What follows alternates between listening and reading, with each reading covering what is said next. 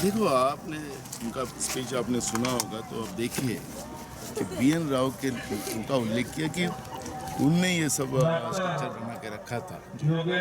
उसका इस तरह की लाइन आना, ये बाबा साहब अम्बेडकर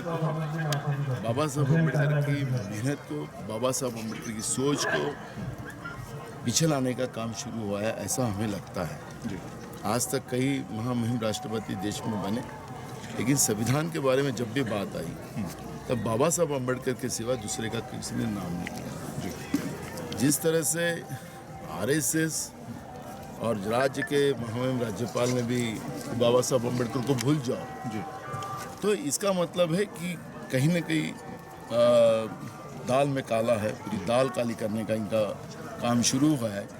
और ऐसे मंच के आधार पर बाबा साहब अम्बेडकर के विचारधारा के लोगों में इस बात को वस्तुस्थिति रखना, ये मेरा काम था और मैंने रखा। आपने एक बात कही कि निजीकरण हो रहा है और निजीकरण की वजह से तमाम जो आरक्षण है वो खत्म हो जाएगा। निजीकरण न सिर्फ आरक्षण खत्म करेगा बल्कि तमाम नौकरियां खत्म कर देगा, और जो नौकरियों की जो एक चाह थी लोगों में वो भी खत्म होने से शायद बच्चों का मनोबल भी टूटेगा। देखो, लेकिन कांग्रेस पार्टी इस पर आंदोलन क्यों नहीं करती? देखो, अभी आपने देखा होगा कि अदानी कंपनी का एक बड़ा भांडाफोड़ जो हुआ है, इसमें एलआईसी और बैंकों में झूठे पेपर दिखाकर बड़े पैमाने में कर्जा लिया गया है, और अब ये सब पैसा आम आदमी का अब वो प्रॉब्लम में आया है, लोग भयभीत हो गए हैं। और ऐसे समय में पार्लियामेंट में जब हमारे नेता राहुल गांधी जी, सोनिया गांधी जी और राज्यसभा में हमारे राष्ट्रीय अध्यक्ष मल्लिकार्जुन खड़गे जी ये सब बात को रख रहे, लेकिन सरकार उस पर बात करने को भी तैयार नहीं। सरकार क्यों अदानी ग्रुप को पीछे डाल रही है? जनता में जो भय है वो निकालने की कोशिश क्यों नहीं करी? वास्तविकता क्यों सामने नहीं ला रही है? तो ये सब प्रश्न खड़े होते हैं। क्या ये सब बातों को इस सब बातों को मायना रखता है, क्योंकि जो नियत अंग्रेजों की थी कि लोगों को आर्थिक कमजोर करो, लोगों को गुलाम बनाओ, क्या केंद्र की सरकार इस तरह से वो उनकी नियत है? क्या जनता का पैसा उनके मित्रों के आधार पर लूट कर देश की जनता को गरीब बनाकर उनको गुलाम बनाना चाहती है? और इसलिए ये सब सवाल यहाँ पे खड़े होते हैं। जी। तो इस वक्त जो स्थितियां हैं देश की, क्या आपको लगता है कि संविधान रहेगा या? देखो, मैं एक छोटा सा उदाहरण जो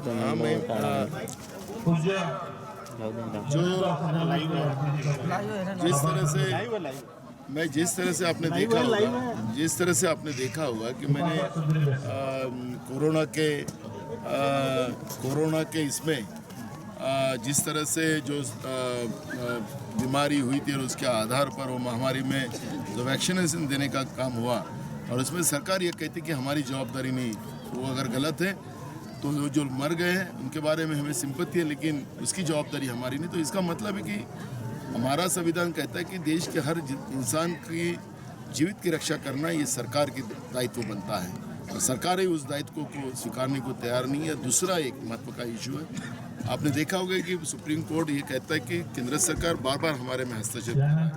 कॉलोनियलिज्म जैसा एक जो सब्जेक्ट है उसमें सरकार ये चाहती है कि जजेस वो इनके हिसाब के बने, और एक जस्टिस ने धर्माधिकारी करके उन्हें एक बात रखी और कहा कि अगर सरकारी जस्टिस की नियुक्ति करेंगे तो जब ये लोगों के ऊपर गुने दाखिल होंगे, कुछ होंगे, तो क्या इनने जिन लोगों को इनके सिफारिश से जो लोग जज बने वही लोग न्याय देंगे?